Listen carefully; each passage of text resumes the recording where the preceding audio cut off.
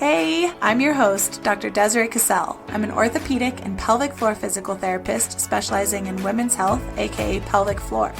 I'm a wife, mom of 3, foodie, lover of all things movement and nature, and I'm super passionate about educating, empowering, and supporting other women like you to find and maintain balance throughout all aspects of their lives, without pain, pressure, or peeing their pants. And this is the Balanced Momtality Podcast, where we will talk about all things pelvic floor, your core, and optimizing your pregnancy, birth, and postpartum recovery, providing you with the knowledge and tools so that you can feel like the strong, playful, and happy mom that you and your family deserve. Now let's get you out of those pads and back to loving movement. Fill up your water, pop in those AirPods, roll out your mat, and let's connect.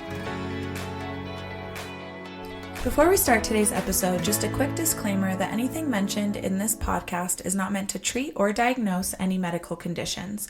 If you have any questions or concerns about your healthcare needs, please seek the care of your medical provider. This is also a safe space where we will be talking about very sensitive but important topics, such as issues with peeing and pooping, relationships, and even sex. So if you have littles around, probably a good idea to pop those AirPods in. But otherwise, I hope you enjoy today's episode. Hey girlfriend, hope you are feeling like you are crushing January and 2025 already. I hope you had a chance to do our pelvic reset challenge last week. It was so much fun. Gave away some fun prizes, and I'm going to have some awesome people in my pelvic floor core and more app that's coming out in the next couple weeks. So exciting. I hope you stay tuned for that because it is going to be the program that you're going to want to jump in on, especially at this beta ground level. The discounts are going to be insane, especially compared to when I am launching this, when it is fully developed. And whoever is coming in on the ground floor is going to be getting access to all of the content that will be added in the coming months and years. If I'm revamping anything, you get access to that. I also am going to be having a private community in that pelvic floor core and more program. So you'll have access to me and access to weekly group coaching calls so that you don't fall behind. I will not let anyone fail as we move through this program. The group coaching calls are really there to hold you accountable, but also to be that individualized approach to my program, because obviously a program can only get so individualized.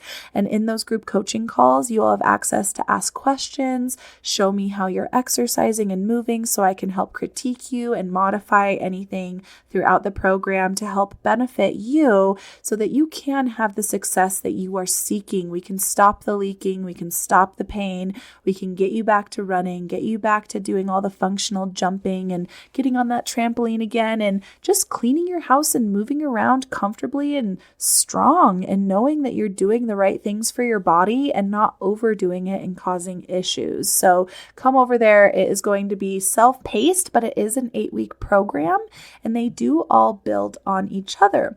And so I wanted to give you guys a little sneak peek at what that progression looks like and just chat with you guys a little bit about what progression should look like, right? Because that's always the thing. People are wanting to be able to do the jumping jack, do the running, do the tuck jump, do these jump rope double unders, but how do they get there?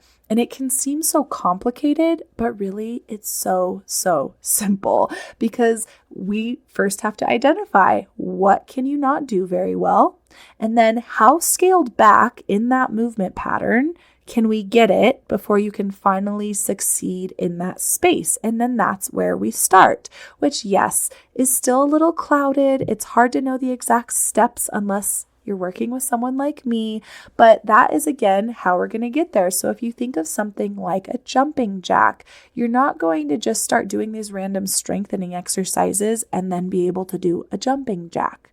That's not always how it works. Sometimes we can do a little bit of breath work and a little bit of core bracing and just getting that awareness piece, and then the leaking goes away. And that is sometimes as easy as it is, but that's not always the case, right? So say with a jumping jack, we first have to scale that back. Can you maybe just stand there and brace and breathe?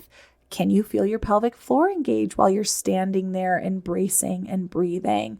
If not, this is an issue. You're not going to have functional movement in your pelvic floor and in your core during a jumping jack if you can't even do it standing, right? And so say you can't even do it standing, then we have to go back to sitting. What if you can't do it sitting? Then we go to lying down. So we have to find what positions you first can just get that gentle core connection.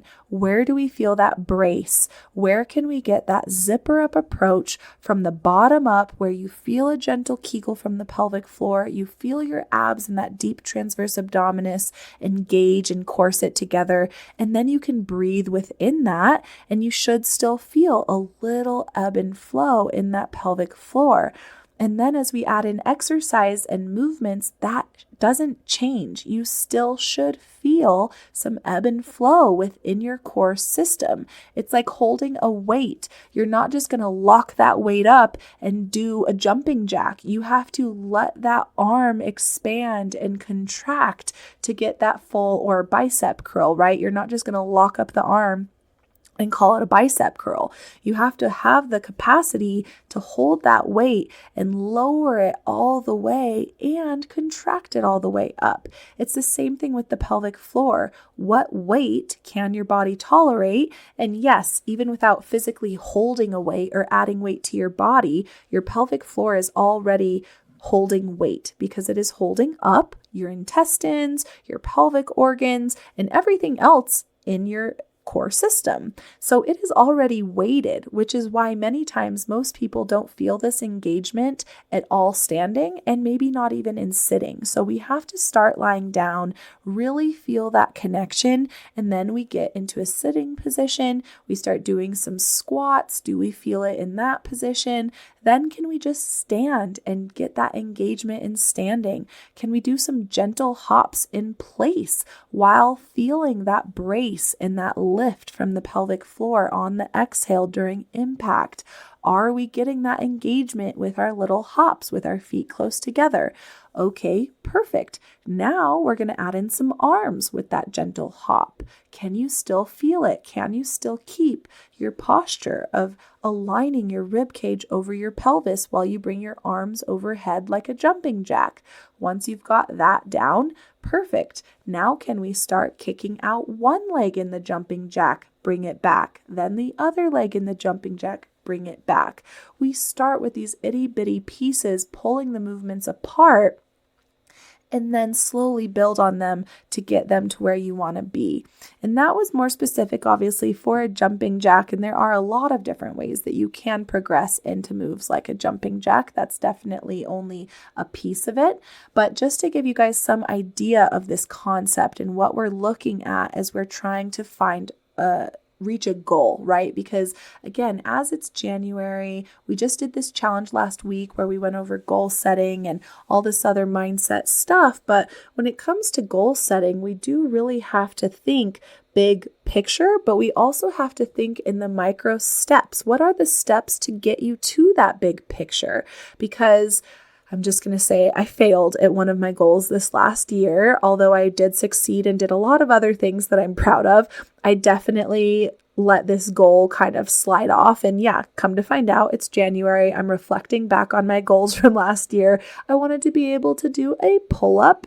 I still cannot do a pull-up. Guess why? It was because I didn't strategically lay it out in my programs as I was exercising. I was only here and there trying to do more pull-ups, trying to strengthen my back. And then I would check in on the pull-up and I'd be like, ugh, this is still hard. I still hate it. And then lo and behold, I wouldn't do pull-ups for a while or any attempted partial pull-ups or reverse pull-ups or anything that would have gotten me to the full pull-up. I didn't really stay consistent with. I didn't really show up for that step by step. So I didn't make my goal and I'm not surprised, right? But here I am, 2025, it's a year later, and damn it if I'm going to hit this pull-up this year. I am going to get a pull-up this year. I have a goal for a pull-up and a push-up. If I just reach one of those, I will be happy. But I am going to strategically work towards both of them. And how am I going to do that? I'm going to break those movement patterns up. I'm going to make those broken up movement patterns part of my exercise routine every single time I go to the gym. I need to be able to be consistent with this process. And that is what I am here doing for you. And what my program does for you is it breaks up those steps and it has them each step progressively each week so that you are working towards those bigger movement patterns and those bigger goals. Now, it's not as direct as you're going to look at some of these exercises and think, how is a bridge going to get me into doing a jumping jack or a push-up or those higher, bigger movements? And some of that you can't really see the direct link, right? Because a bridge movement pattern isn't anywhere near a push-up or a jumping jack movement pattern. And it is building the strength for what we need in those positions. So there is some of building the strength in the muscles we need for the movement, but then there is also going to be the actual movement patterns broken down so that you can put that strength to use and see where you're at and not just work on some strengthening big muscle groups and then go try a bigger functional pattern and not be able to do it. So again, we're really looking at both things, that functional strength in the individualized muscles that you're going to need, but then how is everything working together? And can we just step by step progressively each week or each month even, maybe you spend a whole month on 1 week in this program. That's fine. This is self-paced. You can stretch it out. You just won't get the next week's content until you fully complete that week. But you can even always go back and restart if you took some time off or you're feeling like you just didn't quite grasp it and you're starting to have some issues, then you can backtrack. And then you're also going to bring it up to me in the group coaching so I can help guide you a little bit more there. But I just wanted to give you guys some concept of progression, because I think that the big thing people think of with progression is weight, right? Which, yes, weight is a great way to progress. It's one of my favorite ways to progress. Progressive overload is one of the best things we can do for our body. Studies are showing that having strength in our older years, in those senior 50s, 60s, 70s, 80s, 90s, if we're lucky to live that long. But in those last 20 to 50 years of life, your strength is decreasing. And in fact, as of 30, which is very sad, because I'm 30, I'm 33, almost 34. And after 30, your strength does start to decline at a rate of 3 to 5%. Once we hit 50, it starts declining even more. So between 30s and 50s, it's somewhat of a decline, but it's also kind of like a maintenance. Whereas before, from 0 to 30, your body was building. So it was actually building muscle mass, building bone, building all of these things that it needed to grow and develop. But then from 30 to 50, things kind of plateau and do start to go downhill. And then after 50, things really start to go downhill. So you have to work hard just to maintain the strength that you have, let alone build more strength later in life. And it doesn't matter if you are in your 50s, 60s, 70s. The good news is you can build strength. There are so many inspiring weightlifters out there that are in their 60s and 70s and 80s. And I just love seeing them because most of them didn't even start lifting until they were in their 60s. And that is inspiring because they look ripped and shredded. They have so much muscle on them. And guess what that muscle is doing for them? It's making it so that they don't need a walker as they age. They can get up out of a chair or a toilet by themselves. They can still go on a hike and chase their grandchildren. They can still play and move around without any assistive devices or issues. They're not having back pain and all of these pains. Yes, there's some arthritic changes with aging. It's just a fancy word for wear and tear. You might have some more stiffness, but it's still never too late to build that strength. Versus the people in their 50s, 60s, 70s who don't have that strength are struggling with back pain and hip pain and neck pain and a really bad arthritic joints and having issues getting up out of the toilet and using a lot of assistance getting out of chairs, needing walkers and canes. And God forbid you are bedridden and you can't move at all or wheelchair bound and you are stuck in a chair for the rest of your life. That is not the life I want to live. And that is why I'm doing the work now. I want to build the strength while I'm young and build these habits while I'm young so that it's not so much of an uphill battle as I'm older, because it truly is being linked to longevity, chronic diseases, a decrease in chronic diseases, obviously. It affects our sleep a lot more. We have much better sleep when we've got a lot more muscle mass. We've got a lot more energy, obviously, and it just makes life more fun because you can do all the things. So I'm a huge fan of progressive overload and making things harder, whether it's with weight, maybe you do an extra set. There are a lot of ways you can progress and exercise just in that sense. But I wanted to get you guys thinking a little bit more beyond those typical types of progression and also give you a sneak peek at what my program looks like as it progresses, because this is more about types and styles of exercise. So as I mentioned previously with the jumping jack example, if you couldn't feel that pelvic floor in standing, you're going to sit. And if you don't feel it in sitting, you're going to lie down. And so in my program, we start out on our backs. We are lying down. We are getting the sense of what our core and our pelvic floor should feel like in that position on the mat.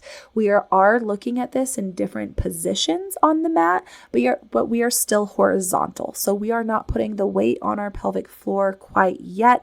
We're just getting connected, getting reconnected with our pelvis, with our breath, with our posture, with our tension and our holding patterns.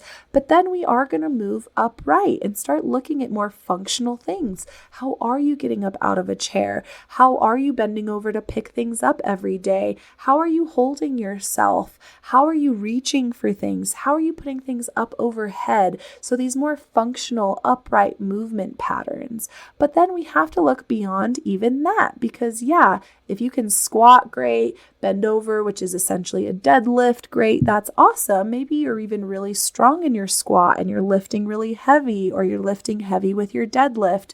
That's great. But that's also not going to all of a sudden make it so that you can run perfectly, right? Because running is a lot more complex. There's a lot more standing on one foot. There's a lot more impact. There's a lot more pieces throughout the whole body. And so in my program, each module builds on itself, and we get you through functional exercises upright. Then we start looking at single leg balance and connecting that kinetic chain from below and above. How is the neck and your posture and your shoulder strength and your upper back strength affecting your core and your pelvis and your feet? But also, how are your feet and knees and the ability of your feet to absorb shock affecting your knees and your pelvic floor and your shoulders and your neck? So we are looking from below up, we are looking from top down, and we are looking just at the pelvis in the center. So we are looking at that whole body. And then we are looking at single leg, because single leg support and stability is another form of progression. And it is so crucial because balance is another thing that we lose as we age. And if you don't use it, you lose it. And balance and vision all go. And this is why falls become such a high risk as we age. And the last thing we want is a fall and a broken hip and causing you a big lack of mobility. So balance is huge, but we're also going to look at strength and a lot of different exercises in balance and in a single leg position. And then from there, we start to look at impact. How does it look when you're doing little hops up and down? How does it look when you're doing hops on one foot? How does it look when we're doing a little bit of a lunge, a split lunge? These are all different impact exercises with the legs in different positions, which is also a form of progression. We want to look at the legs in different positions to challenge the pelvic floor in different positions. Because if you're just doing little hops up and down and you're like, yeah, I'm not leaking, this is great, look, I can jump, no problem. But then you go to spread your legs in a jumping jack and you leak, that tells us that your pelvic floor also doesn't have that control and coordination, or maybe your hips or your spine and pelvic girdle muscles aren't coordinating right, and all of a sudden we're seeing leaking. So we also need to look at these exercises with the legs and the hips in different positions, different types of impact, different types of intensity, different types of sport-specific training exercises. This is all what my program is going to entail. And so I hope this gives you an idea of how you should be progressing your exercises, but also just gives you a sneak peek at what my Pelvic Floor Core and More 8-week Restore program entails. And if you do want to be one of those beta testers and get in on the ground floor with all the fun discounts, then let me know. Send me a DM, send me an email, come over to the Balanced Momtality Wellness and Support group and let me know. And just follow me on social media. I'm posting a lot about the program on Instagram and on Facebook. But I hope today just got you thinking a little bit beyond just adding weight as a way to progress, but looking at different positions of your body, going from double leg to single leg, going from no impact to impact, breaking down those movement patterns in a way that will truly get you to that end goal, step by step, 1 week at a time. You've got this, and I'm here in your corner for you. However you need, let me know, and I can't wait to see you over in the Pelvic Floor Core and More app. Well, that's it for today's episode. I hope you enjoyed it as much as I did, and I want to thank you so much for taking the time out of your busy day. I know you've got so many other important things going on, but I hope it was helpful and you leave here with some tools to help you in your healing journey. And I just want to ask you, if you have found this helpful, to please leave a review on iTunes. Scroll down to the bottom of my podcast page and leave that 5-star review so it can help other women see this information. And also, if you want to be a part of my community of amazing women trying to balance all the things, great tips and insight and sharing stories and just motivating each other along the way, feel free to join my Facebook group, The Balanced Momtality Wellness and Support. I hope to see you here next time on the Balanced Momtality Podcast.